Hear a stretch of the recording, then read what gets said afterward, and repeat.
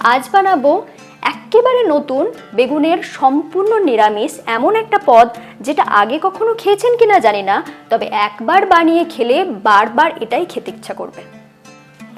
দারুণ অভিনব এই রেসিপিটা না বানালে আফসোস থেকে যাবে আপনারই।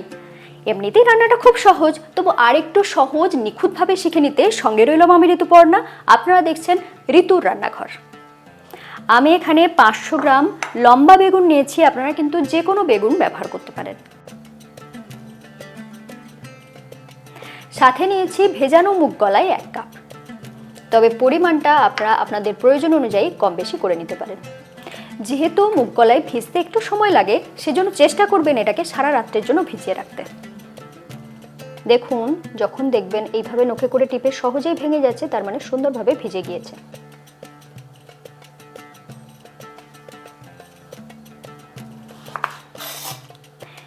এটাকে আমি একটু বড় রেখে কাটবো, সেই জন্য এটাকে দুটো টুকরো করে নিচ্ছি।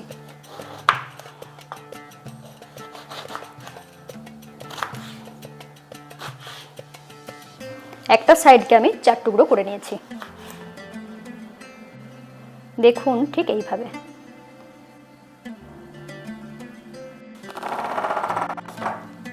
এরপর বেগুনটাতে একটু নুন হলুদ মাখিয়ে নেব।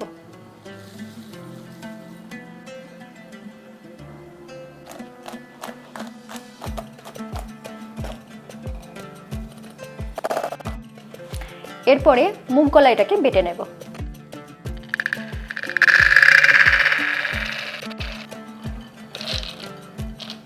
সাথে ঝাল হওয়ার জন্য দিয়ে দিচ্ছি একটা কাঁচা লঙ্কা।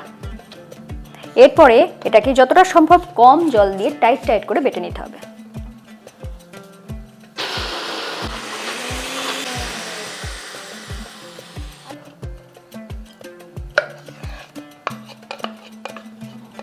খুব সামান্য জল দিয়ে এটাকে বেটে নিয়েছি। খুব যে মোলায়েম হতে হবে এমন কিন্তু নয়। দেখুন এইভাবে। এরপর এরকম একটা ছোট সাইজের আলু নিয়েছি, যেটাকে এখানে গ্রেট করে দিয়ে দেব। এটা কিন্তু কাঁচা আলু, সিদ্ধ আলু নয়।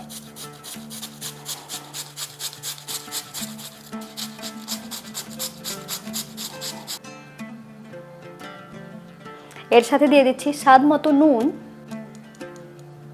দিচ্ছি সামান্য একটু জোয়ান, দিচ্ছি 1 চা চামচ আদা বাটা। মুচমুচে ক্রিস্পি হওয়ার জন্য এখানে দিয়ে দিচ্ছি 1 টেবিল চামচ চালের গুঁড়ি। সাথে দিয়ে দিচ্ছি 1/2 চা চামচ গরম মশলা গুঁড়ো, 1/2 চা চামচ কাশ্মীরি লাল লঙ্কার গুঁড়ো, আর দিয়ে দিচ্ছি সামান্য একটু হলুদ গুঁড়ো। এরপরে পুরো জিনিসটা এইভাবে মেখে নেব।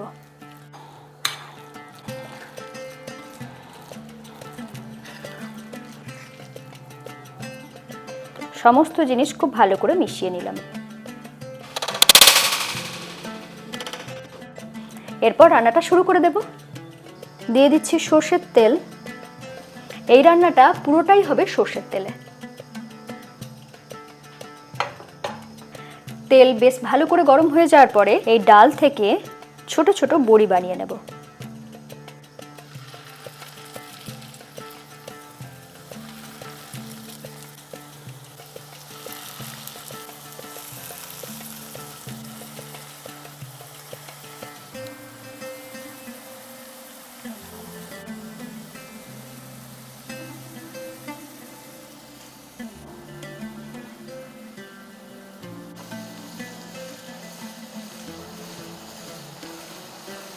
এটাকে খুন্তি দিয়ে নাড়তে যাবেন না, এইভাবে নাড়াচাড়া করে দেবেন। খুব সুন্দরভাবে এটা হয়ে যাবে, আর ভেঙে যাওয়ারও ভয় থাকবে না। যখন দেখবেন নিচের দিকটা একটু শক্ত হয়ে গিয়েছে, ঠিক সেই সময় উল্টে দেব। খুন্তি দিয়ে নাড়াচাড়া করার থেকে যদি চামচ দিয়ে এইভাবে উল্টে দেন, সেটা কিন্তু অনেক সহজে হয়ে যায়।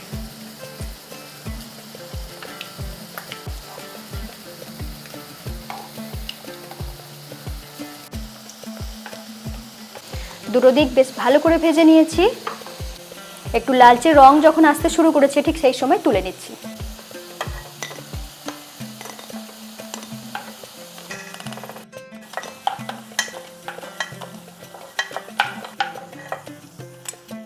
দেখুন কতটা ক্রিস্পি মুচমুচে হয়েছে। একইভাবে বাকিগুলোও ভেজে নেব। সবকটা বড়ি আমি ভেজে নিয়েছি। এরপর এই তেলেই রান্নাটা শুরু করে দেব। ফোড়নে দিয়ে দিচ্ছি সামান্য একটু কালো জিরে, দিচ্ছি সামান্য একটু গোটা সর্ষে, আর দিয়ে দিচ্ছি সামান্য কিছুটা মেথির দানা। ফোড়নটাকে একটু ভাজা ভাজা করে নিচ্ছি যাতে খুব সুন্দর গন্ধ বেরোয়। এরপর এখানে দিয়ে দিচ্ছি 1 টেবিল চামচ আদা বাটা, সাথে সাথেই দিয়ে দিচ্ছি স্বাদ মতো নুন।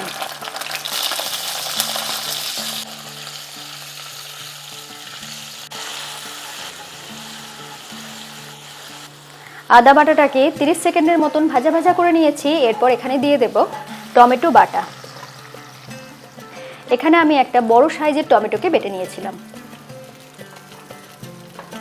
টমেটোটা কষাতে কষাতেই এখানে দিয়ে দেব বাকি মশলা। প্রথমেই দিয়ে দিচ্ছি 1 চা চামচ জিরে গুঁড়ো, 1 চা চামচ ধনে গুঁড়ো, 1 চা চামচ হলুদ গুঁড়ো, 1 চা চামচ লঙ্কা গুঁড়ো, আর দিয়ে দিচ্ছি 1/2 চা চামচ গরম মশলা গুঁড়ো।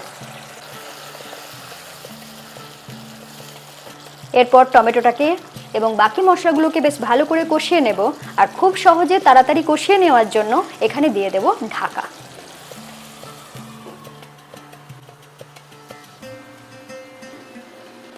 1.5 থেকে 2 মিনিটের মতন মশলাটাকে কষিয়ে নিয়েছি ঢাকা দিয়ে। এরপর খুলে দেখাচ্ছি। যখন দেখবেন এইভাবে তেলটা উপরে উঠে এসেছে, মানে মশলাটা খুব ভালোভাবে কষানো হয়ে গিয়েছে। আমি এখানে বেগুনটা ভাজছি না, একেবারে এই মশলার সাথে যদি বেগুনটা রান্না হয় তাহলে খেতে আরও বেশি ভালো লাগে। আপনারা চাইলে কিন্তু বেগুনটাকে ভেজেও ব্যবহার করতে পারেন।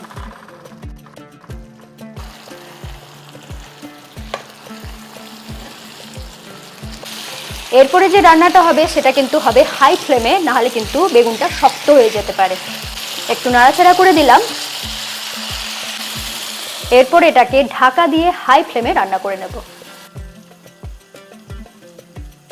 আমি এখানে 3 মিনিট রান্না করেছি, তার মধ্যে 1.5 মিনিট এটাকে হাই ফ্লেমে রান্না করেছিলাম। তারপরে একটু ফ্লেমটা লো করে দিয়ে এটাকে কষিয়ে নিয়েছি।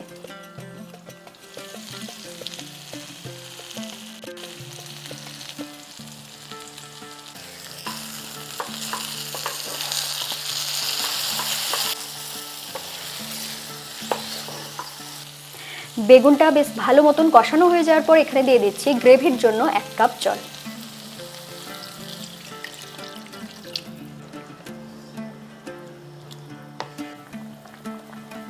একটু গ্রেভিটা যখন ফুটে উঠেছে ঠিক সেই সময় দিয়ে দেব বড়িগুলো। আমি কয়েকটা বাঁচিয়ে রাখলাম, এগুলো কিন্তু গরম ভাতে দারুণ লাগে খেতে।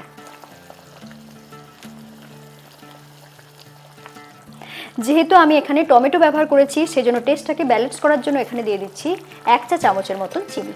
এরপর উপর থেকে ছড়িয়ে দিচ্ছি ফ্রেশ ধনেপাতা। এরপর ঢাকা দিয়ে এটাকে লো ফ্লেমে কিছুক্ষণের জন্য রান্না করে নেব। 2 মিনিটের মতন রান্না করে নিয়েছি। এরপর গ্যাস অফ করে এটাকে কিছুক্ষণ স্ট্যান্ডিং টাইমে রেখে গরম গরম সার্ভ করে দেব।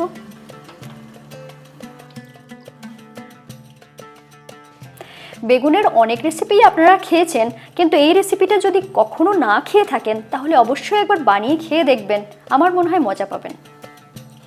আমার চ্যানেলে যারা নতুন তারা এরকমই নতুন নতুন সুন্দর সুন্দর ভিডিও পাওয়ার জন্য আজই চ্যানেলটা সাবস্ক্রাইব করে নিন, বেল আইকন প্রেস করে রাখুন।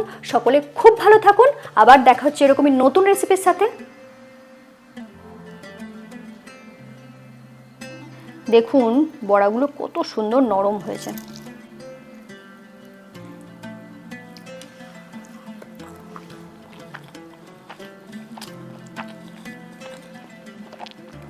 এরকম একটা রান্না থাকলে সত্যি বলছি আর কিচ্ছু লাগবে না।